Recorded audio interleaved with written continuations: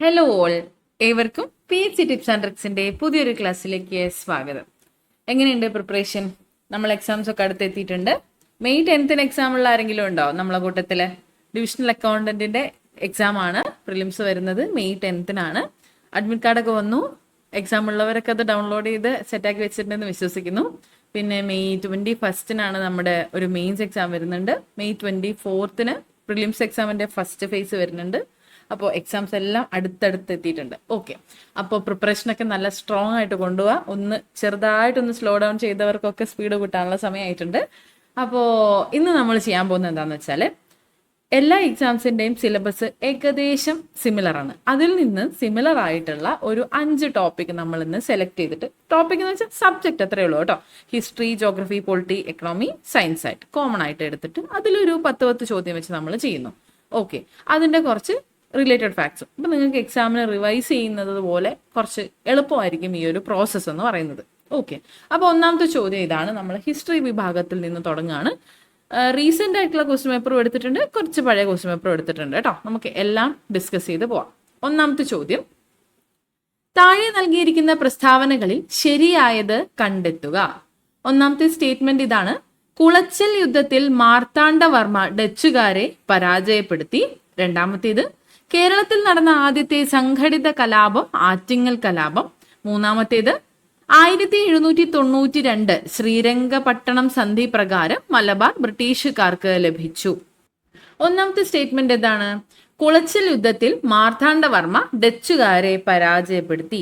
ഇന്ത്യയുടെ ചരിത്രത്തിൽ ആദ്യമായിട്ട് ഒരു യൂറോപ്യൻ ശക്തി ഇന്ത്യൻ ഭരണാധികാരിയുടെ മുന്നിൽ പരാജയപ്പെട്ട ഒരു യുദ്ധമാണ് കുളച്ചൽ യുദ്ധം എന്ന് പറയുന്നത്. കുളച്ചൽ യുദ്ധം മാർത്താണ്ഡവർമ്മയും ഡച്ചുകാരും തമ്മിലാണ്. ഏത് വർഷം? 1741. 1741 ഓഗസ്റ്റ് 10. ഓഗസ്റ്റ് 10. 1741 ഓഗസ്റ്റ് 10 കുളച്ചൽ യുദ്ധം നടന്നത്. കുളച്ചൽ യുദ്ധത്തിൽ ഏറ്റുമുട്ടിയവർ മാർത്താണ്ഡവർമ്മയും ഡച്ചുകാരുമാണ്. കുളച്ചൽ യുദ്ധത്തിൽ മാർത്താണ്ഡവർമ്മ ഡച്ചുകാരെ പരാജയപ്പെടുത്തി. അപ്പൊ ഈ ഒരു സ്റ്റേറ്റ്മെന്റ് ശരിയാണ് കേട്ടോ. ഒന്നാമത്തെ സ്റ്റേറ്റ്മെന്റ് ശരിയാണ്. അപ്പൊ സി ഓപ്ഷനും ഡി ഓപ്ഷനും നമുക്ക് എലിമിനേറ്റ് ചെയ്ത് കളയാം. അപ്പൊ രണ്ടാമത്തെ സ്റ്റേറ്റ്മെന്റ് ശരിയാണെന്ന് നമുക്ക് ഇവിടെ കിട്ടിയിട്ടുണ്ട്. കേരളത്തിൽ നടന്ന ആദ്യത്തെ സംഘടിത കലാപം ആറ്റിങ്ങൽ കലാപമാണ്. കേരളത്തിൽ ബ്രിട്ടീഷുകാർക്കെതിരെ നടന്ന ആദ്യത്തെ സംഘടിത കലാപമാണ് ആറ്റിങ്ങൽ കലാപം. ഏത് വർഷമാണ്? 1721.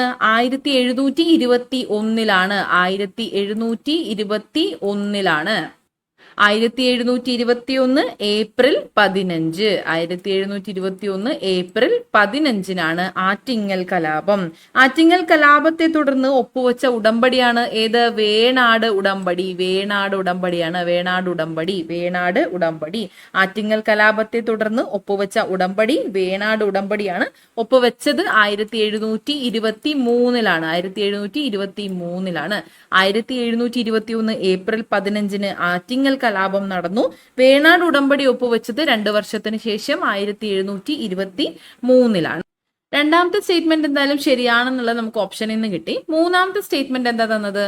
1792 ശ്രീരംഗപട്ടണം സന്ധി പ്രകാരം മലബാർ ബ്രിട്ടീഷുകാർക്ക് ലഭിച്ചു എന്നാണ്. ടിപ്പു സുൽത്താന്റെ തിരുവിതാംകൂർ ആക്രമണമാണ് മൂന്നാമത്തെ മൈസൂർ യുദ്ധത്തിന്റെ പ്രധാനപ്പെട്ട കാരണം. മൂന്നാം മൈസൂർ യുദ്ധം അവസാനിക്കുന്നതിന് കാരണമായ ഉടമ്പടിയാണ് ശ്രീരംഗപട്ടണം ഉടമ്പടി അല്ലെങ്കിൽ ശ്രീരംഗപട്ടണം സന്ധി. 1792 ശ്രീരംഗപട്ടണം സന്ധിയുടെ ഫലമായി ടിപ്പു സുൽത്താൻ ബ്രിട്ടീഷുകാർക്ക് വിട്ടുകൊടുത്ത പ്രദേശമാണ് മലബാർ. അപ്പൊ ഈ ഒരു സ്റ്റേറ്റ്മെന്റ് ശരിയല്ലേ? 1792 ശ്രീരംഗപട്ടണം സന്ധി പ്രകാരം മലബാർ ബ്രിട്ടീഷുകാർക്ക് ലഭിച്ചു. അപ്പോൾ 1, 2, 3 എന്നിവ ശരി എന്നതാണ് ഇവിടുത്തെ കറക്റ്റ് ആയിട്ടുള്ള ആൻസർ. അടുത്ത ചോദ്യം, ശരിയായത് തിരഞ്ഞെടുക്കുക. വൈക്കം സത്യാഗ്രഹം, ഗുരുവായൂർ സത്യാഗ്രഹം, ക്ഷേത്രപ്രവേശന വിളംബരം, മലബാർ ജില്ലാ കോൺഗ്രസിന്റെ പ്രഥമ സമ്മേളനം എന്നിവയാണ് തന്നിട്ടുള്ളത്. വൈക്കം സത്യാഗ്രഹം വൈക്കം മഹാദേവ ക്ഷേത്രത്തിന് ചുറ്റുമുള്ള വഴിയിലൂടെയുള്ള സഞ്ചാര സ്വാതന്ത്ര്യത്തിനായി നടത്തിയ പ്രക്ഷോഭമാണ് വൈക്കം സത്യാഗ്രഹം. ഇന്ത്യയിൽ തന്നെ ഐക്യത്തിനെതിരായിട്ട് നടന്ന ആദ്യത്തെ സംഘടിത കലാപം ഏത് എന്ന് ചോദിച്ചാൽ ഉത്തരം വൈക്കം സത്യാഗ്രഹമാണ്. 1924 1924 കഴിഞ്ഞ വർഷം 2024 100-ാം വാർഷികം ആഘോഷിച്ചിട്ട് ഒരുപാട് ചോദ്യങ്ങൾ വന്നിട്ടുള്ള ഒരു ഭാഗമാണ് വൈക്കം സത്യാഗ്രഹത്തെ കുറിച്ചുള്ളത്. 1924 മാർച്ച് 30 വൈക്കം സത്യാഗ്രഹം എന്ന് ചോദിച്ചാലുള്ള ഉത്തരം. ഓക്കെ, 1924 മാർച്ച് 30 വൈക്കം സത്യാഗ്രഹം ആരംഭിച്ചത്. വൈക്കം സത്യാഗ്രഹം ആരംഭിച്ചത് എപ്പോഴാണ്? 1924 മാർച്ച് 30. അപ്പൊ ഒന്നാമത്തെ ഓപ്ഷൻ എന്തായാലും തെറ്റാണ്. അപ്പോൾ എല്ലാം ശരി എന്ന അപ്പോൾ വൈക്കം സത്യാഗ്രഹം 1924 മാർച്ച് 30 അറിഞ്ഞു. ഒന്നാമത്തെ ഓപ്ഷൻ തെറ്റായതുകൊണ്ട് തന്നെ എ ഉള്ള ഓപ്ഷൻസ് നമുക്ക് കട്ട് ചെയ്ത് കളയാം. എ ഓപ്ഷനും ബി ഓപ്ഷനും പോയിട്ടുണ്ട്. അപ്പോൾ ബിയും സിയും ശരിയാണെന്ന് നമുക്ക് മനസ്സിലായി. നാലാമത്തേത് മാത്രം നോക്കിയാൽ മതി. മലബാർ ജില്ലാ കോൺഗ്രസിന്റെ പ്രഥമ സമ്മേളനം എപ്പോഴാണ്?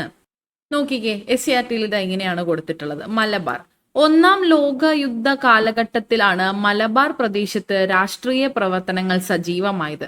മലബാർ ജില്ലാ കോൺഗ്രസിന്റെ പ്രഥമ സമ്മേളനം 1916 ആനി ബസന്റിന്റെ അധ്യക്ഷതയിൽ പാലക്കാട്ട് വെച്ച് നടന്നു.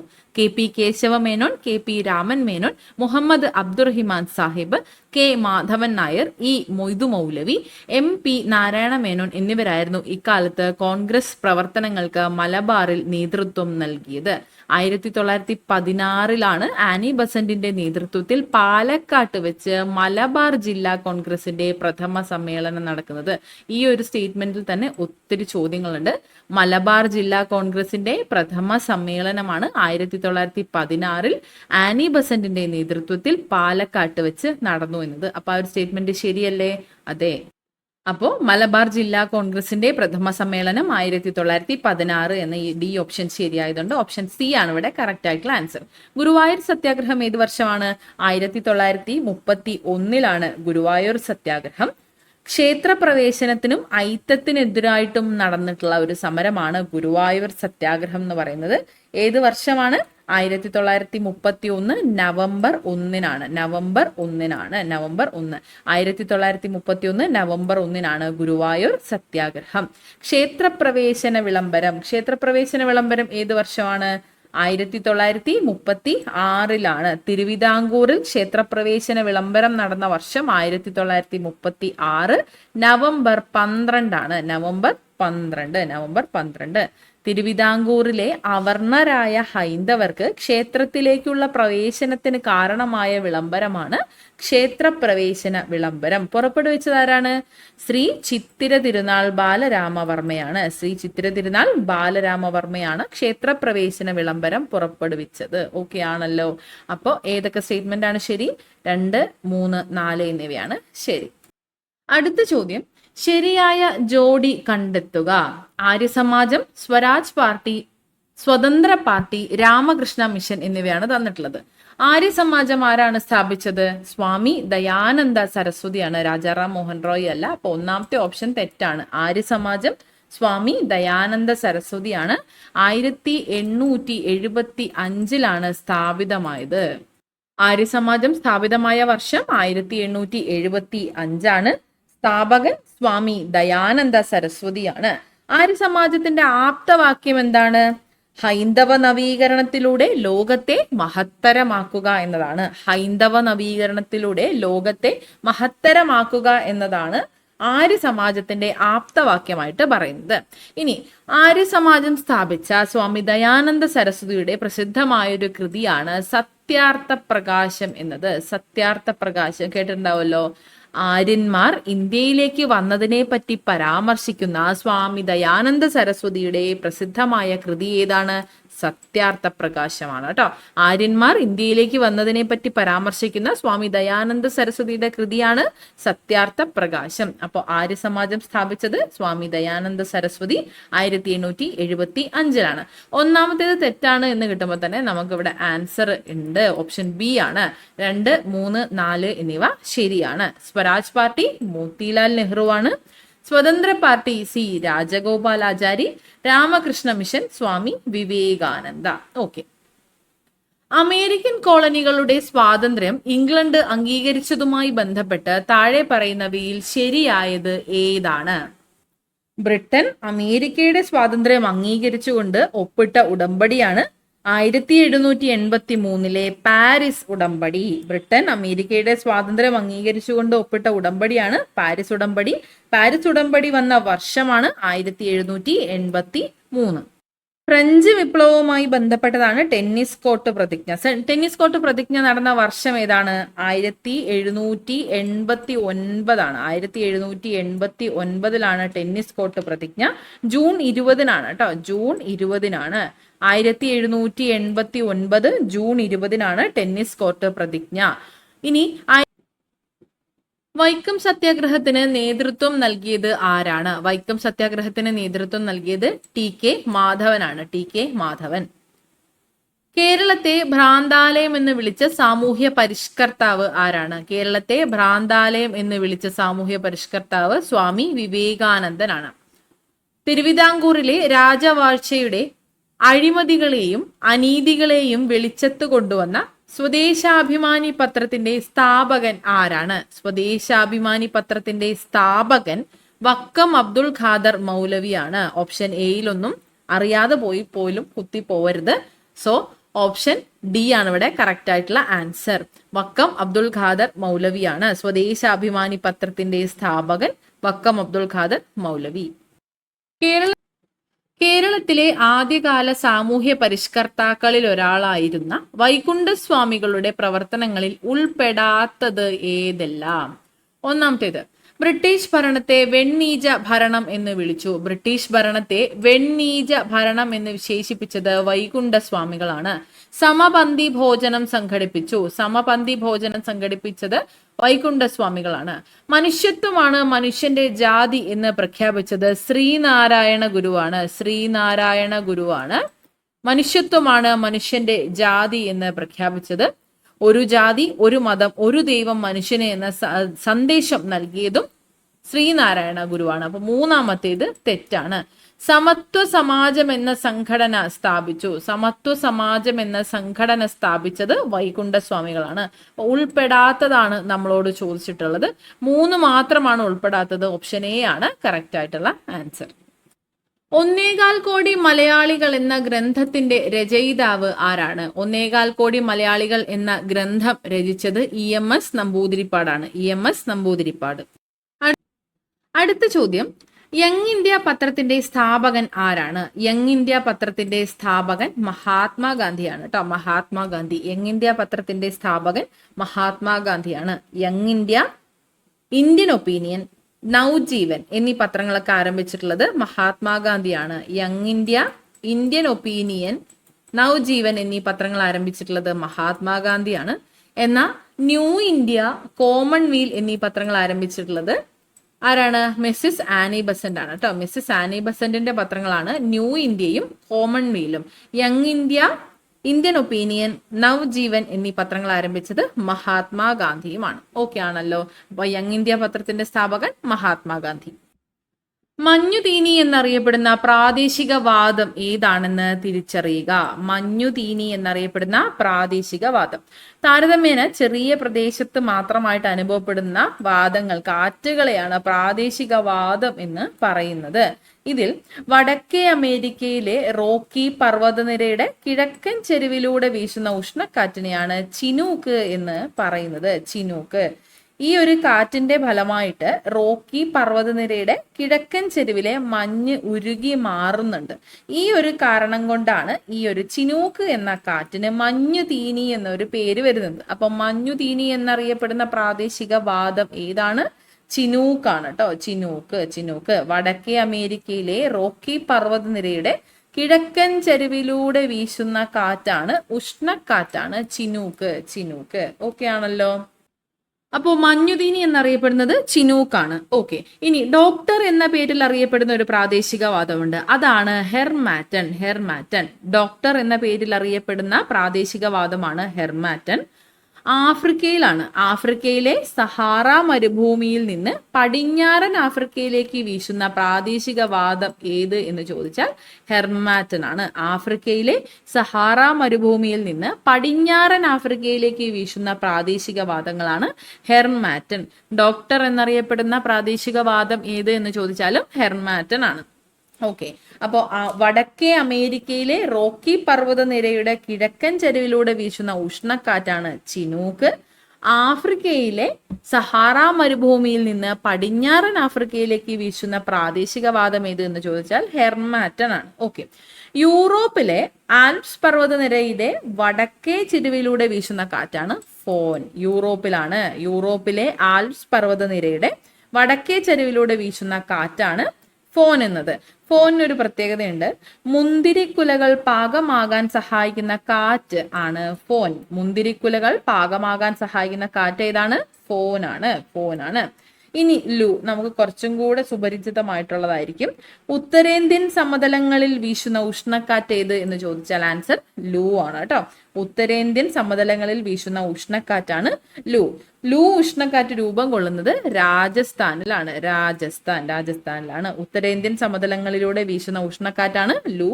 ലു രൂപപ്പെടുന്നത് രാജസ്ഥാനിലാണ്. ഓക്കെ ആണല്ലോ. അപ്പൊ മഞ്ഞുതിനി എന്നറിയപ്പെടുന്ന പ്രാദേശികവാദം ചിനൂക്കാണ്. അടുത്തത്, ആഗോള മർദ്ദ മേഖലകളിൽ നീർവാത മേഖല എന്ന് അറിയപ്പെടുന്ന മർദ്ദ മേഖല ഏതാണെന്ന് കണ്ടെത്തുക. നോക്കിക്കേ, SRT ടെക്സ്റ്റ്. മധ്യരേഖ ന്യൂനമർദ്ദ മേഖല, ഇക്വറ്റോറിയൽ ലോ പ്രഷർ ബെൽറ്റ്. വർഷം മുഴുവൻ സൂര്യരശ്മികൾ ലംബമായി പതിക്കുന്ന മേഖലയാണ് മധ്യരേഖ ന്യൂനമർദ്ദ മേഖല. അതുകൊണ്ട് തന്നെ ഈ മേഖലയിൽ ചൂട് കൂടുതലായിരിക്കും. സൂര്യന്റെ ചൂടേറ്റ് വായു വികസിക്കുകയും വൻതോതിൽ ഉയരുകയും ചെയ്യുന്നു. അപ്പൊ ചൂട് കൂടുതലായിരിക്കുന്നതിന് കാരണം മനസ്സിലായല്ലോ. ഓക്കെ. മധ്യരേഖയ്ക്ക് തെക്ക് 5 ഡിഗ്രി മുതൽ വടക്ക് 5 ഡിഗ്രി വരെ അക്ഷാംശങ്ങൾക്കിടയിലാണ് മധ്യരേഖ ന്യൂനമർദ്ദ മേഖലയുള്ളത്. മധ്യരേഖയ്ക്ക് തെക്ക് 5 ഡിഗ്രി മുതൽ വടക്ക് 5 ഡിഗ്രി വരെയുള്ള അക്ഷാംശങ്ങൾക്കിടയിലാണ് മധ്യരേഖ ന്യൂനമർദ്ദ മേഖല ഉള്ളത്. ഓക്കെ. വായു വൻതോതിൽ ഉയർന്നു പോകുന്നു എന്നതുകൊണ്ട് തന്നെ ഇവിടെ കാറ്റുകൾ ദുർബലമാണ്. വായു വൻതോതിൽ ഉയർന്നു മുകളിലേക്ക് പോകുന്നു എന്നതുകൊണ്ട് തന്നെ ഇവിടെ കാറ്റുകൾ തീരെ ദുർബലമാണ്. കാറ്റുകളില്ലാത്ത മേഖല എന്ന അർത്ഥത്തിലാണ് നീർവാത മേഖല അല്ലെങ്കിൽ ഡോൾഡ്രം എന്ന് ഈ മർദ്ദ മേഖല അറിയപ്പെടുന്നത്. പണ്ട് പായ്ക്കപ്പലുകളിൽ സഞ്ചരിച്ചിരുന്ന യാത്രക്കാർക്ക് ഇവിടം ഒരു പേടി സ്വപ്നമായിരുന്നു. അപ്പം നീർവാത മേഖല എന്ന് അറിയപ്പെടുന്നത് മധ്യരേഖ ന്യൂനമർദ്ദ മേഖലയാണ്. ഇക്വറ്റോറിയൽ ലോ പ്രഷർ ബെൽറ്റ് ആണ്. അപ്പൊ ആൻസർ ക്ലിയർ ആണല്ലോ. ആഗോള മർദ്ദ മേഖലകളിൽ നീർവാത മേഖല എന്നറിയപ്പെടുന്നത് മധ്യരേഖ ന്യൂനമർദ്ദ മേഖലയാണ്.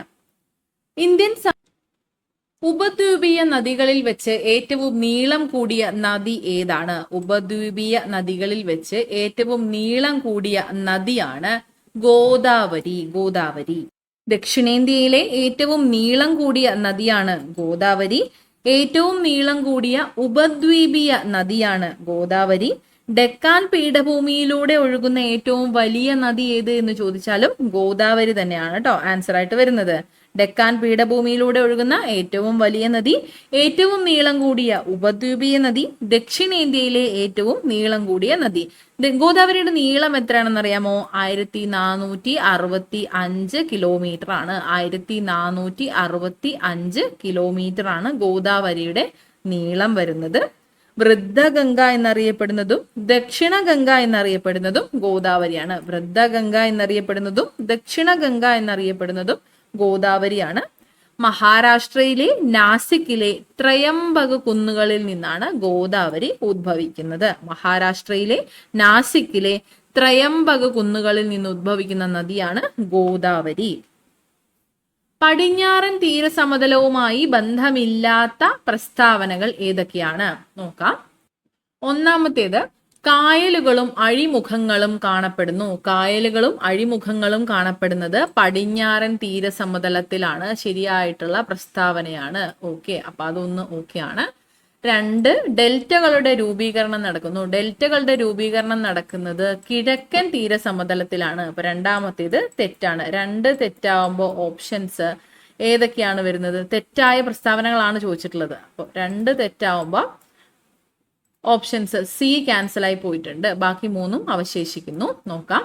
താരതമ്യേന വീതി കൂടുതലാണ് എന്ന് പറഞ്ഞു. താരതമ്യേന വീതി കൂടുതലും കിഴക്കൻ തീരസമതലത്തിനാണ്. താരതമ്യേന വീതി കുറവാണ് പടിഞ്ഞാറൻ തീരസമതലത്തിന്. അപ്പൊ 3ാമത്തേത് തെറ്റാണ്. അറബിക്കടലിനും പശ്ചിമഘട്ടത്തിനും ഇടയിൽ സ്ഥിതി ചെയ്യുന്നു. അറബിക്കടലിനും പശ്ചിമഘട്ടത്തിനും ഇടയിൽ സ്ഥിതി ചെയ്യുന്നതാണ് പടിഞ്ഞാറൻ തീരസമതലം. അപ്പൊ 4ാമത്തെ ഓപ്ഷൻ ശരിയാണ്. 1ഉം 4ഉമാണ് ശരിയായിട്ടുള്ളത്. ബന്ധമില്ലാത്തത് 2ഉം 3ഉമാണ്. ഓപ്ഷൻ ബി ആണ് കറക്റ്റ് ആയിട്ടുള്ള ആൻസർ.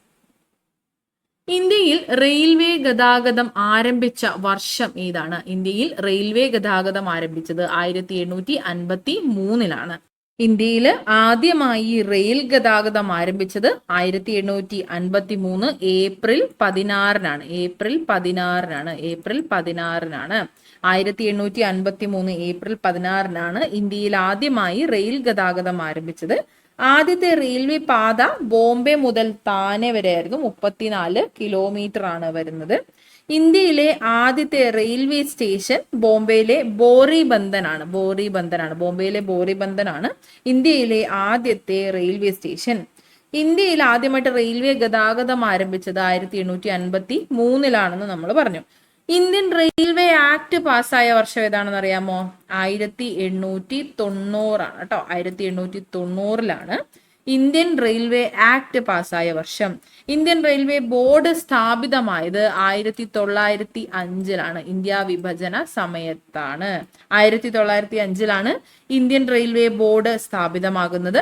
ഇന്ത്യൻ റെയിൽവേ ദേശസാൽക്കരിച്ചത് 1951 ഇന്ത്യൻ റെയിൽവേ ദേശസാൽക്കരിച്ചത് 1951 1951 ഇന്ത്യൻ റെയിൽവേ ആക്ട് പാസ്സായത് 1890 ഇന്ത്യൻ റെയിൽവേ ബോർഡ് സ്ഥാപിതമായത് 1905 1951 ഇന്ത്യൻ റെയിൽവേ ദേശസാൽക്കരിച്ചത്. ഇന്ത്യയിലെ ഏറ്റവും വലിയ കൽക്കരിപ്പാടം ഏതാണ്? ഇന്ത്യയിലെ ഏറ്റവും വലിയ കൽക്കരിപ്പാടമാണ് ഝാരിയ. ഇന്ത്യയിലെ ഏറ്റവും വലിയ കൽക്കരിപ്പാടം ഝാരിയയാണ്. ഝാരിയ എവിടെയാണ്? ജാർഖണ്ഡിലാണ് കേട്ടോ. ജാർഖണ്ഡിലാണ് ഝാരിയ. ഇന്ത്യയിലെ ഏറ്റവും വലിയ കൽക്കരിപ്പാടം ജാർഖണ്ഡിലെ ഝാരിയയാണ്. ലിഗ്നൈറ്റിന്റെ നിക്ഷേപം ഏറ്റവും കൂടുതൽ കാണപ്പെടുന്ന പ്രദേശമാണ് തമിഴ്നാട്ടിലെ നെയ്വേലി. ലിഗ്നൈറ്റ് എന്ന ഇന്ധനക്ഷമത കുറഞ്ഞ കൽക്കരി കാണപ്പെടുന്ന തമിഴ്നാട്ടിലെ പ്രദേശമാണ് നെയ്വേലി. ബ്രൗൺ കോൾ എന്നറിയപ്പെടുന്ന കൽക്കരി ഇനമാണ് കേട്ടോ ലിഗ്നൈറ്റ്. ബ്രൗൺ കോൾ എന്നറിയപ്പെടുന്ന കൽക്കരി ഇനമാണ് ലിഗ്നൈറ്റ് ഏറ്റവും കൂടുതൽ കാണപ്പെടുന്നത് തമിഴ്നാട്ടിലെ നെയ്വേലിയിലാണ്. ഇന്ത്യയിലെ ഏറ്റവും വലിയ കൽക്കരിപ്പാടം ഝാരിയയിലാണെന്ന് നമ്മൾ പറഞ്ഞു. ഇന്ത്യയിലെ ഏറ്റവും വലിയ പെട്രോളിയം ഖനി എവിടെയാണ്? ഇന്ത്യയിലെ ഏറ്റവും വലിയ പെട്രോളിയം ഖനി മുംബൈ ഹൈയിലാണ് ഇന്ത്യയിലെ ഏറ്റവും വലിയ പെട്രോളിയം ഖനിയുള്ളത്. ഇന്ത്യയിലെ ഏറ്റവും പഴക്കമേറിയ എണ്ണ ശുദ്ധീകരണശാലയാണ് ആസാമിലെ ദിഗ്ബോയ് എന്നത്. ഇന്ത്യയിലെ ഏറ്റവും പഴക്കമേറിയ എണ്ണ ശുദ്ധീകരണശാല ഏതാണെന്ന് ചോദിച്ചാൽ ദിഗ്ബോയ് ആണ് ആൻസർ ആയിട്ട് വരുന്നത്. 1959 ജർമ്മൻ സാങ്കേതിക സഹായത്തോടെ ഇന്ത്യയിൽ സ്ഥാപിക്കപ്പെട്ട ഇരുമ്പുരുക്ക് ശാല ഏതാണ്? 1959 ജർമ്മൻ സാങ്കേതിക സഹായത്തോടെ ഇന്ത്യയിൽ സ്ഥാപിക്കപ്പെട്ട ഇരുമ്പുരുക്ക് ശാലയാണ് Hindustan steel limited Rourkela German സാങ്കേതിക വിദ്യയുടെ സഹായത്തോടെയാണ് 1959 സ്ഥാപിക്കപ്പെട്ടത്. ആർ ജി എന്ന് ഓർത്തിരിക്കുക. ജർമ്മൻ സാങ്കേതിക വിദ്യയുടെ സഹായത്തോടെ റൂർക്കേലയിൽ സ്ഥാപിതമായതാണ് 1959 ഈ ഒരു ഇരുമ്പുരുക്ക് ശാല. ഓക്കെ, ചുവടെ കൊടുത്തിരിക്കുന്നവയിൽ റാബി വിളയായി മാത്രം കൃഷി ചെയ്യുന്നത് ഏതാണ്? റാബി വിളയായി മാത്രം കൃഷി ചെയ്യുന്നവയാണ് ബാർലിയും പയറുവർഗ്ഗങ്ങളും. ബാർലി, പയറുവർഗ്ഗം എന്നിവ റാബി വിളയായി മാത്രം കൃഷി ചെയ്യുന്നവയാണ്. ഇന്ത്യയിൽ മൺസൂൺ മഴ ആദ്യം ലഭിക്കുന്ന പ്രദേശം ഏതാണ്? മൺസൂൺ മഴ ആദ്യം ലഭിക്കുന്ന പ്രദേശം പശ്ചിമഘട്ടമാണ് ഇന്ത്യയിൽ ആദ്യം മൺസൂൺ മഴ ലഭിക്കുന്ന പ്രദേശം. തിപ്പായി മുഖ് ഡാം ഏത് രാജ്യങ്ങൾ തമ്മിലുള്ള തർക്കത്തിന് കാരണമാണ്? തിപ്പായി മുഖ് ഡാം ഇന്ത്യ, ബംഗ്ലാദേശ് എന്നീ രാജ്യങ്ങൾ തമ്മിലുള്ള തർക്കത്തിന് കാരണമാണ്. ഇന്ത്യ ബംഗ്ലാദേശ് അതിർത്തി ഏതാണ്? തീൻ ബഗ കോറിഡോർ ആണ് ഇന്ത്യ ബംഗ്ലാദേശ് അതിർത്തി. തിപ്പായി മുഖ് ഡാം ഇന്ത്യ ബംഗ്ലാദേശ് തമ്മിലുള്ള തർക്കത്തിന് കാരണമായിട്ടുള്ള ഒരു ഡാമാണ്. മൗലിക അവകാശങ്ങൾ പുനഃസ്ഥാപിക്കുന്നതിന് വേണ്ടി കോടതി പുറപ്പെടുവിക്കുന്ന ഉത്തരവുകളാണ് റിട്ടുകൾ എന്നത്. താഴെ പറയുന്നവയിൽ റിട്ടുകളിൽ കൽപ്പന എന്ന് അർത്ഥം വരുന്ന റിട്ട് ഏതാണ്? കൽപ്പന അല്ലെങ്കിൽ വി കമാൻഡ് എന്ന അർത്ഥം വരുന്ന റിട്ടാണ് മാൻഡമസ് എന്നത്. മാൻഡമസ് എന്ന ലാറ്റിൻ വേർഡിന്റെ അർത്ഥമാണ് കൽപ്പന അല്ലെങ്കിൽ നാം കൽപ്പിക്കുന്നു, ഞങ്ങൾ ആജ്ഞാപിക്കുന്നു എന്നതൊക്കെ. അപ്പോൾ കമാൻഡ് അല്ലെങ്കിൽ കൽപ്പന എന്ന അർത്ഥം വരുന്ന റിട്ടാണ് മാൻഡമസ് എന്നത്. ഹേബിയസ് കോർപ്പസ് എന്നാൽ എന്താണ്? ശരീരം ഹാജരാക്കുക അല്ലെങ്കിൽ നിങ്ങൾക്ക് ശരീരം ഏറ്റെടുക്കാം എന്നൊരു അർത്ഥമാണ് ഹേബിയസ് കോർപ്പസിന് വരുന്നത്. വ്യക്തി സ്വാതന്ത്ര്യത്തിന്റെ സംരക്ഷകൻ എന്നറിയപ്പെടുന്ന റിട്ടാണ് ഹേബിയസ് കോർപ്പസ്. വ്യക്തി സ്വാതന്ത്ര്യത്തിന്റെ സംരക്ഷകൻ എന്നറിയപ്പെടുന്ന റിട്ടാണ് ഹേബിയസ് കോർപ്പസ്. ഹേബിയസ് കോർപ്പസ് ആദ്യമായിട്ട് പരാമർശിച്ചിട്ടുള്ളത് 1215 മാഗ്ന കാർട്ടയിലാണ് കേട്ടോ. 1215 മാഗ്ന കാർട്ടയിലാണ് ഹേബിയസ് കോർപ്പസ് എന്നത് ആദ്യമായി പരാമർശിച്ചിട്ടുള്ളത്. തടയുക, ടു ഫോർബിഡ് എന്നതാണ് പ്രോഹിബിഷൻ എന്ന റിട്ടിന്റെ അർത്ഥം. തടയുക അല്ലെങ്കിൽ ടു ഫോർബിഡ് എന്നതാണ് പ്രോഹിബിഷൻ എന്ന റിട്ടിന്റെ അർത്ഥമായിട്ട് വരുന്നത്. അടുത്തത് ക്വവാറന്റോയാണ്. എന്തധികാരത്തിൽ എന്നതാണ് ക്വവാറന്റോ എന്ന ഈ ഒരു റിട്ടിന്റെ അർത്ഥം. ക്വവാറന്റോ എന്നാൽ എന്ത് അധികാരത്തിലാണ് എന്നൊരു അർത്ഥമാണ്. ശ്രീ പത്മനാഭസ്വാമി ക്ഷേത്രവുമായി ബന്ധപ്പെട്ട് സുപ്രീം കോടതി പുറപ്പെടുവിച്ച റിട്ട് ഏത് എന്ന് ചോദിച്ചാലും ക്വവാറന്റോ ആണ് കേട്ടോ. ശ്രീ പത്മനാഭസ്വാമി ക്ഷേത്രവുമായി ബന്ധപ്പെട്ട് സുപ്രീം കോടതി പുറപ്പെടുവിച്ച റിട്ടാണ് ക്വവാറന്റോ. ഇനി നമുക്ക് ആകെ ഒരു റിട്ട് കൂടെ ബാക്കിയുള്ളൂ, സെറിഷ്വററി. സെറിഷ്വററി എന്ന് വെച്ച് കഴിഞ്ഞാൽ ടു ബി സർട്ടിഫൈഡ് അല്ലെങ്കിൽ ടു ബി ഇൻഫോംഡ് എന്നൊരർത്ഥത്തിൽ ഉപയോഗിക്കുന്ന റിട്ടാണ് സെറിഷ്വററി എന്നത്. സെറിഷ്വററി സാക്ഷ്യപ്പെടുത്തുക അല്ലെങ്കിൽ പൂർണ്ണ വിവരം നൽകുക എന്നൊരു ആശയമാണ് ഈ ഒരു റിട്ടിന് ഉള്ളത്. ഒരു കേസ് കീഴ്ക്കോടതിയിൽ നിന്ന് മേൽക്കോടതിയിലേക്ക് മാറ്റുന്നതിനായിട്ട് ഉപയോഗിക്കുന്ന അല്ലെങ്കിൽ ഉത്തരവിടുന്ന റിട്ടാണ് സെറിഷ്വററി എന്നത്. ഓക്കെ ആണല്ലോ. അപ്പൊ കൽപ്പന എന്ന അർത്ഥം വരുന്നത് മാൻഡമസ് ആണ്. ഇന്ത്യൻ ഭരണഘടനയിലെ ആമുഖപ്രകാരം ഇന്ത്യ എന്നാൽ താഴെ പറയുന്ന പ്രസ്താവനകളിൽ ശരി ഏതാണ്? പരമാധികാര സോഷ്യലിസ്റ്റ് മതേതര രാജ്യം, ഗാന്ധിയൻ ജനാധിപത്യ റിപ്പബ്ലിക്, പരമാധികാര സോഷ്യലിസ്റ്റ് മതേതര ജനാധിപത്യ റിപ്പബ്ലിക്. ഇതിലേതാണ് ശരി? ഓൺലി 3 ആണ്. ബി ഓപ്ഷൻ ആണ് ശരിയായിട്ടുള്ളത്. ഇന്ത്യൻ ഭരണഘടനയിലെ ആമുഖത്തിൽ പറയുന്നുണ്ട് ഇന്ത്യ എന്നത് sovereign socialist secular democratic republic എന്നതാണ് എന്ന്. പരമാധികാര സോഷ്യലിസ്റ്റ് മതേതര ജനാധിപത്യ റിപ്പബ്ലിക് ആണ് ഇന്ത്യ. ഇങ്ങനെ എഴുതുന്നതിലൂടെ നമുക്കൊരു കാര്യം കൂടെ പഠിക്കാനുണ്ട്. Sovereign socialist secular democratic republic ആണ് ഇന്ത്യ എന്ന് നമ്മൾ പറഞ്ഞു. ഇതിൽ സോഷ്യലിസ്റ്റ് സെക്യുലർ, സോഷ്യലിസം, മതേതരം എന്നീ വാക്കുകൾ കൂട്ടിച്ചേർക്കപ്പെട്ടത് ഒരു ഭേദഗതിയിലൂടെയാണ്. 1976 42 ഭരണഘടനാ ഭേദഗതി പ്രകാരമാണ് സോഷ്യലിസം, മതേതരത്വം എന്നീ ആശയങ്ങൾ കൂട്ടിച്ചേർക്കുകയും അതുപോലെ ആമുഖത്തിൽ തന്നെ രാജ്യത്തിന്റെ ഐക്യം എന്ന പദത്തിന് പകരം പ്രയോഗത്തിന് പകരമായിട്ട് രാജ്യത്തിന്റെ ഐക്യവും അഖണ്ഡതയും എന്നാക്കി മാറ്റുകയും ചെയ്തത്. ഒരേ ഒരു തവണ മാത്രമേ ഭരണഘടനയുടെ ആമുഖം ഭേദഗതി ചെയ്തിട്ടുള്ളൂ എന്ന് നമ്മൾ പഠിച്ചു. അപ്പോൾ അതിന് മുന്നേ ഉണ്ടായിരുന്ന ആമുഖത്തിലെ ആശയം ഏത് എന്ന് ചോദ്യം ഒരുപാട് തവണ PSC ചോദിച്ചിട്ടുണ്ട്. ഇപ്പോ ഇത്തരത്തിലാണ് പരമാധികാര സോഷ്യലിസ്റ്റ് മതേതര ജനാധിപത്യ റിപ്പബ്ലിക് ആണ്. എന്നാൽ ആദ്യം ഭരണഘടന നിലവിൽ വരുന്ന സമയത്ത് പരമാധികാര ജനാധിപത്യ റിപ്പബ്ലിക് ആണ്, സോവറിൻ ഡെമോക്രാറ്റിക് റിപ്പബ്ലിക് ആണ്. അപ്പൊ ഈ നടുക്കിലുള്ള 2 എസ്സുകളാണ് ഇല്ലാത്തത് എന്ന രീതിയിൽ ഓർത്തു വെക്കാൻ പറ്റുകയാണെങ്കിൽ തെറ്റാതെ നമുക്ക് ആ ഒരു മാർക്ക് കിട്ടാനായിട്ട് പറ്റും. ഓക്കെ. ഇന്ത്യൻ ഭരണഘടനാ നിർമ്മാണ സഭയുമായി ബന്ധപ്പെട്ട് ശരിയായ പ്രസ്താവന ഏതാണ്? ഇന്ത്യൻ ഭരണഘടനാ നിർമ്മാണ സഭയുമായി ബന്ധപ്പെട്ടിട്ടുള്ള ശരിയായ പ്രസ്താവനകൾ. ഒന്നാമത്തേത്, ഭരണഘടനാ നിർമ്മാണ സഭയിൽ 8 പ്രധാന കമ്മിറ്റികളാണ് ഉണ്ടായിരുന്നത്. ശരിയായിട്ടുള്ള പ്രസ്താവനയാണ്. ഡ്രാഫ്റ്റിംഗ് കമ്മിറ്റി ഒരു പ്രധാനപ്പെട്ട കമ്മിറ്റി ആയിരുന്നു. അതും ശരിയായിട്ടുള്ള പ്രസ്താവനയാണ്. ജവഹർലാൽ നെഹ്റു ആയിരുന്നു ഡ്രാഫ്റ്റിംഗ് കമ്മിറ്റിയുടെ ചെയർമാൻ. അല്ലല്ലോ, അല്ല, തെറ്റാണ്. ഡോക്ടർ BR അംബേദ്കർ ആണ് ഡ്രാഫ്റ്റിംഗ് കമ്മിറ്റിയുടെ ചെയർമാൻ ആയിട്ടുണ്ടായിരുന്നത്. അപ്പോൾ 1, 2 എന്നിവയാണ് ശരി. ഓപ്ഷൻ സി ആണ് കറക്റ്റ് ആയിട്ടുള്ള ആൻസർ. ഭരണഘടനാ നിർമ്മാണ സഭയില് പ്രധാനമായിട്ടും മേജർ കമ്മിറ്റികൾ എന്നത് 8 എണ്ണം തന്നെയായിരുന്നു. 8 എണ്ണമായിരുന്നു പ്രധാന കമ്മിറ്റികളായി ഉണ്ടായിരുന്നത്. Union power committee, union power committee, union constitution committee, union power committee, union constitution committee.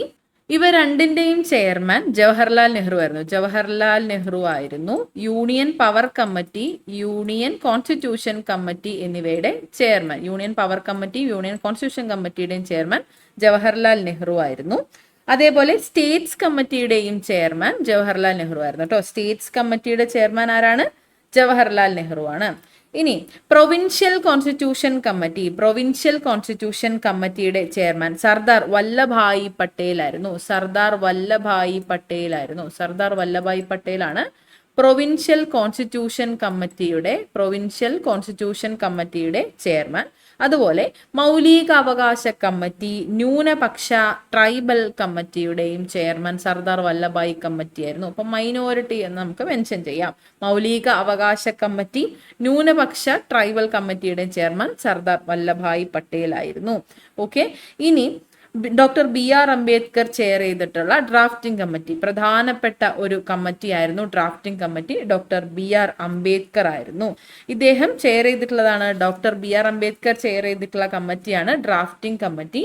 22 കമ്മിറ്റികൾ അടങ്ങിയ ഭരണഘടനാ നിർമ്മാണ സഭയിലെ പ്രധാനപ്പെട്ട കമ്മിറ്റി ഏതെന്ന് ചോദിച്ചാൽ ഡ്രാഫ്റ്റിംഗ് കമ്മിറ്റിയാണ്. ഡ്രാഫ്റ്റിംഗ് കമ്മിറ്റി നിർമ്മിച്ചത് 1947ലാണ്. 1947ലാണ്. ഡ്രാഫ്റ്റിംഗ് കമ്മിറ്റിയുടെ chairman doctor B R Ambedkar ആണ്. കമ്മിറ്റിയിലെ ആകെ അംഗങ്ങൾ 7 പേരാണ് കേട്ടോ. 7 പേരാണ്. ഡ്രാഫ്റ്റിംഗ് കമ്മിറ്റിയിലെ ആകെ അംഗങ്ങൾ 7 പേരാണ്. ഇന്ത്യൻ ഭരണഘടനയുടെ ശില്പി, ഇന്ത്യൻ ഭരണഘടനയുടെ പിതാവ്, ആധുനിക മനു എന്നറിയപ്പെടുന്ന ഡോക്ടർ ബി ആർ അംബേദ്കർ ആണ് ഡ്രാഫ്റ്റിംഗ് കമ്മിറ്റിയുടെ ചെയർമാൻ. പ്രധാനമായും 8 കമ്മിറ്റികളാണ്. മേജർ കമ്മിറ്റികൾ 8 എണ്ണമാണെന്ന് നമ്മൾ പറഞ്ഞു. ഇതിൽ നമ്മളിപ്പോൾ ഏതൊക്കെയാണ് പറഞ്ഞത്? ജവഹർലാൽ നെഹ്റു ചെയർമാൻ ആയിട്ടുള്ള 3 കമ്മിറ്റികൾ പറഞ്ഞു. ഏതൊക്കെയാണ്? Union power committee, union constitution committee, States committee എന്നിവയാണ് ജവഹർലാൽ നെഹ്റു ചെയർ ചെയ്തിട്ടുള്ള കമ്മിറ്റികൾ. സർദാർ വല്ലഭായ് പട്ടേൽ ചെയർമാൻ ആയിട്ടുള്ള കമ്മിറ്റികൾ ഏതൊക്കെയായിരുന്നു? പ്രൊവിൻഷ്യൽ കോൺസ്റ്റിറ്റ്യൂഷൻ കമ്മിറ്റി, മൗലികാവകാശ കമ്മിറ്റി, ന്യൂനപക്ഷ ട്രൈബൽ കമ്മിറ്റി. ഇത് ഒറ്റ ഒന്നെയാണ്. മൗലികാവകാശ കമ്മിറ്റി, ന്യൂനപക്ഷ ട്രൈബൽ കമ്മിറ്റി എന്നിവയുടെ ചെയർമാൻ ആരായിരുന്നു? സർദാർ വല്ലഭായ് പട്ടേൽ ആയിരുന്നു. പിന്നെ നമ്മൾ പറഞ്ഞു drafting committee doctor B R Ambedkar. ഇപ്പൊ എത്ര കമ്മിറ്റികളായി? 6 എണ്ണമായി. അടുത്തത് ഡോക്ടർ രാജേന്ദ്ര പ്രസാദ് ചെയർമാൻ ആയിട്ടുള്ള കമ്മിറ്റികളാണ്. രാജേന്ദ്ര പ്രസാദ് ചെയർമാൻ ആയിട്ടുള്ളത് ഒന്ന് സ്റ്റിയറിംഗ് കമ്മിറ്റിയാണ്. സ്റ്റിയറിംഗ് കമ്മിറ്റി കൂടാതെ റൂൾസ് ഓഫ് പ്രൊസീജിയർ കമ്മിറ്റി എന്നിവയുടെയും ചെയർമാൻ ഡോക്ടർ രാജേന്ദ്ര പ്രസാദ് ആയിരുന്നു. അപ്പൊ പ്രധാനപ്പെട്ട 8 മേജർ കമ്മിറ്റികൾ നമ്മൾ പഠിച്ചു കഴിഞ്ഞു. 8 മേജർ കമ്മിറ്റികളാണ് ഇപ്പൊ നമ്മൾ പഠിച്ചത്. ക്ലിയർ ആണല്ലോ? അടുത്ത ചോദ്യം, ഭരണഘടനാ നിർമ്മാണ സഭയുമായി ബന്ധപ്പെട്ട് ശരിയായ പ്രസ്താവന. ഭരണഘടനാ നിർമ്മാണ സഭയുടെ പ്രസിഡന്റ് രാജേന്ദ്ര പ്രസാദ് ആയിരുന്നോ? അതെ, ശരിയായിട്ടുള്ള പ്രസ്താവനയാണ്. ഭരണഘടനാ നിർമ്മാണ സഭയുടെ പ്രസിഡന്റ് ആരായിരുന്നു? രാജേന്ദ്ര പ്രസാദ് ആയിരുന്നു. അപ്പൊ പ്രസിഡന്റ് ആയിരിക്കുമല്ലോ സ്റ്റിയറിംഗ് തിരിക്കുന്ന ആൾ. അപ്പോൾ സ്റ്റിയറിംഗ് കമ്മിറ്റിയുടെ ചെയർമാൻ ഡോക്ടർ രാജേന്ദ്ര പ്രസാദ് ആയിരുന്നു. ഭരണഘടനാ നിർമ്മാണ സഭയുമായി ബന്ധപ്പെട്ട അടുത്ത സ്റ്റേറ്റ്മെന്റ് ആണ് അംബേദ്കർ ആയിരുന്നു ഡ്രാഫ്റ്റിംഗ് കമ്മിറ്റിയുടെ ചെയർമാൻ. ശരിയായിട്ടുള്ള പ്രസ്താവനയാണ് നമ്മളിപ്പോൾ കണ്ടതേ ഉള്ളൂ. ഭരണഘടനാ നിർമ്മാണ സഭയിലെ ചർച്ചകൾ സുതാര്യമായിരുന്നു. ജനറൽ ആയിട്ടുള്ള ഒരു സ്റ്റേറ്റ്മെന്റ് ആണ്. അപ്പോൾ 1, 2, 3 എന്നിവ ശരിയാണ്. ഓപ്ഷൻ ഡി ആണ് കറക്റ്റ് ആയിട്ടുള്ള answer. All of the above ആണ്. കാനഡ ഭരണഘടനയിൽ നിന്നും ഇന്ത്യൻ ഭരണഘടന കടം കൊണ്ട ആശയങ്ങളിൽ ചുവടെ ചേർക്കുന്നതിൽ ശരിയേത്? കാനഡയിൽ നിന്ന് നമ്മൾ കടം കൊണ്ടിട്ടുള്ള ആശയങ്ങൾ ഏതൊക്കെയാണെന്നാണ് ചോദിച്ചിട്ടുള്ളത്. കാനഡയിൽ നിന്ന് പ്രധാനമായിട്ടും ഇന്ത്യ കടം കൊണ്ടിട്ടുള്ളതാണ് ശക്തമായ കേന്ദ്രമുള്ള ഫെഡറേഷൻ. കാനഡയിൽ നിന്ന് കടം കൊണ്ടിട്ടുള്ള പ്രധാനപ്പെട്ടതാണ് ശക്തമായ കേന്ദ്രമുള്ള ഫെഡറേഷൻ എന്നത്. അർദ്ധ ഫെഡറൽ സമ്പ്രദായവും കാനഡയിൽ നിന്ന് തന്നെയാണ് കടം കൊണ്ടിട്ടുള്ളത്. അർദ്ധ ഫെഡറൽ സമ്പ്രദായം കാനഡയിൽ നിന്ന് കടം കൊണ്ടു. ശിഷ്ടാധികാരങ്ങൾ എന്ന ആശയം കടം കൊണ്ടിട്ടുള്ളതും കാനഡയിൽ നിന്നാണ്. ശിഷ്ടാധികാരങ്ങൾ എന്ന ആശയം ഇന്ത്യ കടം കൊണ്ടിട്ടുള്ളതും കാനഡയിൽ നിന്നാണ്. അവശിഷ്ടാധികാരങ്ങൾ, യൂണിയൻ ലിസ്റ്റും സ്റ്റേറ്റ് ലിസ്റ്റും, സംസ്ഥാന ഗവർണർമാരെ കേന്ദ്രം നിയമിക്കുന്നു എന്നീ ആശയങ്ങളെല്ലാം കാനേഡിയൻ ഭരണഘടനയിൽ നിന്നാണ് ഇന്ത്യ കടം കൊണ്ടിട്ടുള്ളത്. നിർദ്ദേശക തത്വങ്ങൾ ഇന്ത്യ കടം കൊണ്ടിട്ടുള്ളത് എവിടെ നിന്നാണ്? അയർലൻഡിൽ നിന്നാണ് കേട്ടോ. അയർലൻഡിൽ നിന്നാണ് മാർഗനിർദ്ദേശക തത്വങ്ങൾ, അതുപോലെ പ്രസിഡന്റിന്റെ തിരഞ്ഞെടുപ്പ് ഇവയൊക്കെ ഇന്ത്യ കടം കൊണ്ടിട്ടുള്ളത്. അപ്പൊ മൂന്നാമത്തേത് തെറ്റാണ്. മൂന്നാമത്തെ തെറ്റാകുമ്പോൾ ആൻസർ ഇവിടെ ഓപ്ഷൻ ഡി ആയിട്ട് കിട്ടിയിട്ടുണ്ട്. ഓക്കെ, ചുവടെ ചേർക്കുന്നവയിൽ മൗലിക അവകാശങ്ങളുമായി ബന്ധപ്പെട്ട് ശരിയായ പ്രസ്താവന ഏതാണ്? ചൂഷണത്തിനെതിരായുള്ള അവകാശം, സാംസ്കാരികവും വിദ്യാഭ്യാസപരവുമായ അവകാശം, സ്വത്ത് സമ്പാദനത്തിനുള്ള അവകാശം. ചുവടെ ചേർക്കുന്നവയിൽ മൗലിക അവകാശങ്ങളുമായി ബന്ധപ്പെട്ട ശരിയായ പ്രസ്താവനയാണ് ചോദിച്ചിട്ടുള്ളത്. സ്വത്ത് സമ്പാദനത്തിനുള്ള അവകാശം ഇപ്പോൾ മൗലിക അവകാശമാണോ? അല്ല. അപ്പോൾ 1, 2 എന്നിവയാണ് ശരിയായിട്ടുള്ളത്. ചൂഷണത്തിനെതിരായുള്ള അവകാശം ആർട്ടിക്കിൾ 23, 24 എന്നിവയിൽ പരാമർശിക്കുന്നു. ആർട്ടിക്കിൾ 23, 24 എന്നിവയിലാണ് ചൂഷണത്തിനെതിരായുള്ള അവകാശം പരാമർശിക്കുന്നത്. സാംസ്കാരികവും വിദ്യാഭ്യാസപരവുമായ അവകാശം ആർട്ടിക്കിൾ 29, 30 എന്നിവയിൽ പരാമർശിക്കുന്നു. ആർട്ടിക്കിൾ 29, 30 സാംസ്കാരികവും വിദ്യാഭ്യാസപരവുമായ അവകാശങ്ങൾ പരാമർശിക്കുന്നു. സ്വത്ത് സമ്പാദനത്തിനുള്ള അവകാശം. ഇന്ത്യൻ ഭരണഘടന നിലവിൽ വരുമ്പോൾ സ്വത്ത് സമ്പാദനത്തിനുള്ള അവകാശം അല്ലെങ്കിൽ സ്വത്തവകാശം മൗലിക അവകാശമായിരുന്നു.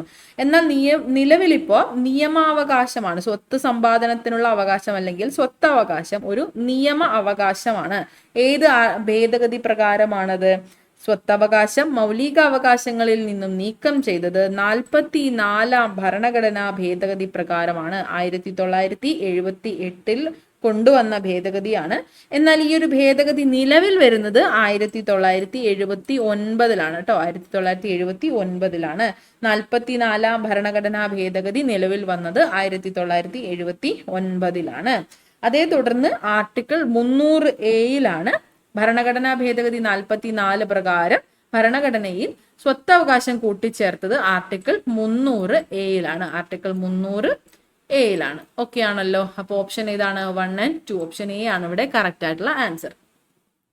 ഇന്ത്യയുടെ മതസ്വാതന്ത്ര്യവുമായി ബന്ധപ്പെട്ട് ശരിയായ പ്രസ്താവന ഏതാണ്? മതസ്വാതന്ത്ര്യവുമായി ബന്ധപ്പെട്ട ചോദ്യമാണ്. ഇന്ത്യക്ക് ഒരു ഔദ്യോഗിക മതം ഉണ്ട്. ഇന്ത്യക്ക് ഔദ്യോഗികമായ ഒരു മതമുണ്ടോ? ഇല്ല. അപ്പൊ ആ ഒരു ഓപ്ഷൻ തെറ്റാണ്. ഇന്ത്യ ഒരു മതത്തെയും സ്വാധീനിക്കുന്നില്ല. ശരിയായിട്ടുള്ള പ്രസ്താവനയാണ്. ഇന്ത്യ എല്ലാ മതങ്ങളെയും ഒരുപോലെ കാണുന്നു. ഇന്ത്യ സെക്യുലർ ആണെന്ന് നമ്മൾ കുറച്ചു മുന്നേ പഠിച്ചതേ ഉള്ളൂ. അപ്പൊ അതും ശരിയാണ്. അപ്പൊ ഓപ്ഷൻ എന്താണ് ശരിയായ പ്രസ്താവന? 2, 3 ശരിയായിട്ടുള്ളത്. ഓൺലി 3. ഇന്ത്യക്ക് ഒരു ഔദ്യോഗിക മതം ഇല്ല. അപ്പൊ ഒന്നാമത്തെ സ്റ്റേറ്റ്മെന്റ് അതുകൊണ്ടാണ് തെറ്റായിട്ടുള്ളത്. ഓൺലി 2 and 3 എന്നതാണ് കറക്റ്റ് ആയിട്ടുള്ള ആൻസർ. ഓപ്ഷൻ സി ആണ് കറക്റ്റ് ആയിട്ടുള്ള ആൻസർ കേട്ടോ. ദേശീയ മനുഷ്യാവകാശ കമ്മീഷൻ നിലവിൽ വന്നത് ഏത് വർഷത്തിലാണ്? ദേശീയ മനുഷ്യാവകാശ കമ്മീഷൻ നിലവിൽ വന്നത് 1993 ഒക്ടോബർ 12. 1993 സെപ്റ്റംബർ 28 നിലവിൽ വന്ന മനുഷ്യാവകാശ സംരക്ഷണ ഓർഡിനൻസ് പ്രകാരം നിലവിൽ വന്നതാണ് മനുഷ്യാവകാശ കമ്മീഷൻ. ദേശീയ മനുഷ്യാവകാശ കമ്മീഷൻ 1993 ഒക്ടോബർ 12. 2021 ഡിഗ്രി പ്രിലിംസിന്റെ ഫേസ് 1 ഒരു ചോദ്യം ഉണ്ടായിരുന്നു. ദേശീയ മനുഷ്യാവകാശ കമ്മീഷൻ എന്ത് തരം സ്ഥാപനമാണ് എന്ന്. ദേശീയ മനുഷ്യാവകാശ കമ്മീഷൻ ഒരു സ്റ്റാറ്റ്യൂട്ടറി ബോഡിയാണ് കേട്ടോ. ദേശീയ മനുഷ്യാവകാശ കമ്മീഷൻ ഒരു സ്റ്റാറ്റ്യൂട്ടറി ബോഡിയാണ്. ഇന്ത്യയിലെ മനുഷ്യാവകാശങ്ങളുടെ കാവൽക്കാരൻ എന്നറിയപ്പെടുന്നതും ദേശീയ മനുഷ്യാവകാശ കമ്മീഷനാണ്. ഇന്ത്യയിലെ മനുഷ്യാവകാശങ്ങളുടെ കാവൽക്കാരൻ എന്നറിയപ്പെടുന്ന സ്ഥാപനം ദേശീയ മനുഷ്യാവകാശ കമ്മീഷനാണ്. ഇന്ത്യയിൽ വിവരാവകാശ നിയമം നിലവിൽ വന്നത് ഏത് വർഷത്തിലാണ്? ഇന്ത്യയിൽ വിവരാവകാശ നിയമം നിലവിൽ വന്നത് 2005 ഒക്ടോബർ 12. 2005 ഒക്ടോബർ 12 ഇന്ത്യയിൽ ദേശീയ വിവരാവകാശ നിയമം നിലവിൽ വന്നത്. 1993 ഒക്ടോബർ 12 ദേശീയ മനുഷ്യാവകാശ കമ്മീഷൻ നിലവിൽ വരുന്നത്. ഇന്ത്യയിൽ ദേശീയ വിവരാവകാശ നിയമം നിലവിൽ വന്നത് 2005 ഒക്ടോബർ 12. ഈ ഒരു നിയമത്തിന്റെ ആശയം, ഇന്ത്യയിലെ വിവരാവകാശ നിയമം എന്ന ആശയം കൊണ്ടുവന്ന മുൻ പ്രധാനമന്ത്രിയാണ് VP സിംഗ്. എന്നാൽ ഇന്ത്യയിലെ വിവരാവകാശ നിയമം 2005 പാസ്സാക്കുന്ന സമയത്തെ പ്രധാനമന്ത്രി മൻമോഹൻ സിംഗ് ആണ്. ഇന്ത്യയിൽ വിവരാവകാശ നിയമം 2005 പാസ്സാക്കുന്ന സമയത്തെ പ്രധാനമന്ത്രി മൻമോഹൻ സിംഗ് ആണ്. രാഷ്ട്രപതി APJ ആണ് കേട്ടോ. APJ അബ്ദുൽ കലാം ആയിരുന്നു. ഇന്ത്യയിൽ വിവരാവകാശ നിയമം 2005 പാസ്സാക്കുന്ന സമയത്തെ പ്രധാനമന്ത്രി മൻമോഹൻ സിംഗും വിവരാവകാശ നിയമം 2005 പാസ്സാക്കുന്ന സമയത്തെ ഇന്ത്യൻ രാഷ്ട്രപതി APJയും ആയിരുന്നു. ഓക്കെ. ഇന്ത്യൻ ഭരണഘടനയിൽ ജീവിക്കുന്നതിനും വ്യക്തി സ്വാതന്ത്ര്യത്തിനുമുള്ള അവകാശത്തെ പറ്റി പ്രതിപാദിക്കുന്ന അനുച്ഛേദം ഏതാണ്? ഇന്ത്യയിൽ ഭരണഘടനയിൽ ജീവിക്കുന്നതിനും വ്യക്തി സ്വാതന്ത്ര്യത്തിനുമുള്ള അവകാശത്തെ പറ്റി പ്രതിപാദിക്കുന്ന അനുച്ഛേദമാണ് അനുച്ഛേദം 21. സ്വാതന്ത്ര്യത്തിനുള്ള അവകാശങ്ങളിൽ ഏറ്റവും പ്രധാനപ്പെട്ടതാണ് അനുച്ഛേദം 21 പരാമർശിക്കുന്ന ജീവനും വ്യക്തി സ്വാതന്ത്ര്യത്തിനുമുള്ള അവകാശം, right to life and personal liberty എന്നത്. 44 ഭരണഘടനാ ഭേദഗതി പ്രകാരം ദേശീയ അടിയന്തരാവസ്ഥയിൽ പോലും ഈ ഒരു അവകാശം അനുവദിക്കുന്നത് തടയാനാവില്ല. അപ്പൊ അത്രയും ഇമ്പോർട്ടന്റ് ആയിട്ടുള്ള ഒരു ആർട്ടിക്കിളാണ് ആർട്ടിക്കിൾ 21 എന്നുള്ളത്. അതുകൊണ്ട് തന്നെ മൗലിക അവകാശങ്ങളുടെ അടിത്തറ എന്നറിയപ്പെടുന്ന ഒരു ആർട്ടിക്കിളും ആർട്ടിക്കിൾ 21 ആണ് കേട്ടോ. മൗലിക അവകാശങ്ങളുടെ അടിത്തറ എന്നറിയപ്പെടുന്നത് ആർട്ടിക്കിൾ 21 ജീവനും വ്യക്തി സ്വാതന്ത്ര്യത്തിനുമുള്ള അവകാശത്തെ പറ്റി പ്രതിപാദിക്കുന്നു ആർട്ടിക്കിൾ 21. ആർട്ടിക്കിൾ 22 എന്താ പറയുന്നത്? ആർട്ടിക്കിൾ 22 എന്താണ് പറയുന്നത്? അന്യായമായ അറസ്റ്റിനും തടങ്കലിൽ വെക്കുന്നതിനും എതിരായിട്ടുള്ള അവകാശം, കരുതൽ തടങ്കലിനെ കുറിച്ചൊക്കെ പ്രതിപാദിക്കുന്നത് ഈ ഒരു ആർട്ടിക്കിളിലാണ് കേട്ടോ. അന്യായമായ അറസ്റ്റിനും കരുതൽ തടങ്കലിനും ഒക്കെ എതിരായിട്ടുള്ള അവകാശത്തെ കുറിച്ച് പ്രതിപാദിക്കുന്ന ആർട്ടിക്കിളാണ് ആർട്ടിക്കിൾ 22. ആർട്ടിക്കിൾ 23 എന്താണ് പറയുന്നത്? ചൂഷണത്തിനെതിരായിട്ടുള്ള അവകാശമാണ്. അതായത് equal remuneration act, contract act, minimum wage act ഇതൊക്കെ പരാമർശിക്കുന്നത് ഈ അനുച്ഛേദവുമായി ബന്ധപ്പെട്ടിട്ടാണ്. അനുച്ഛേദം 23 ബന്ധപ്പെട്ടിട്ടുള്ള നിയമങ്ങളാണ് അതൊക്കെ. ചൂഷണത്തിനെതിരായിട്ടുള്ള അവകാശങ്ങളിൽ പെടുന്നതാണ് ആർട്ടിക്കിൾ 23 24. 24 ബാലവേല നിരോധനത്തെ കുറിച്ചാണ് പറയുന്നത്. ബാലവേല നിരോധനവുമായി ബന്ധപ്പെട്ട ആർട്ടിക്കിൾ ഏതാണ് എന്ന് ചോദിച്ചാൽ ഏതാണ്? ആർട്ടിക്കിൾ 24. അടുത്ത ചോദ്യം, ദേശീയ മുദ്രയുടെ ചുവട്ടിൽ ആലേഖനം ചെയ്തിരിക്കുന്ന സത്യമേവ ജയതേ എന്ന വാക്യം ഏത് ലിപിയിലാണ് എഴുതിയിട്ടുള്ളത്? സത്യമേവ ജയതേ എന്നത് എഴുതിയിട്ടുള്ളത് ദേവനാഗരി ലിപിയിലാണ് കേട്ടോ. ദേവനാഗരി ലിപിയിലാണ് ദേശീയ മുദ്രയുടെ ചുവട്ടിൽ ആലേഖനം ചെയ്തിരിക്കുന്ന സത്യമേവ ജയതേ എന്ന വാക്യം എഴുതിയിട്ടുള്ളത് ദേവനാഗരി ലിപിയിലാണ്. ഓക്കെ, അപ്പൊ ഇന്ന് ഇത്രയും ചോദ്യങ്ങളാണ് നമ്മൾ ഡിസ്കസ് ചെയ്യുന്നത്. വരും ദിവസങ്ങളിൽ ഇതുപോലെ തന്നെ നമ്മൾ ഓരോ സെറ്റ് ചോദ്യങ്ങളായിട്ട് വരുന്നതായിരിക്കും. മാക്സിമം റിവൈസ് ചെയ്യാനായിട്ട് ഈ ക്വസ്റ്റ്യൻസ് ഒക്കെ നിങ്ങൾക്ക് ഉപകാരപ്പെടുമെന്ന് വിശ്വസിക്കുന്നു. അപ്പോൾ എല്ലാവർക്കും താങ്ക് യു സോ മച്ച്.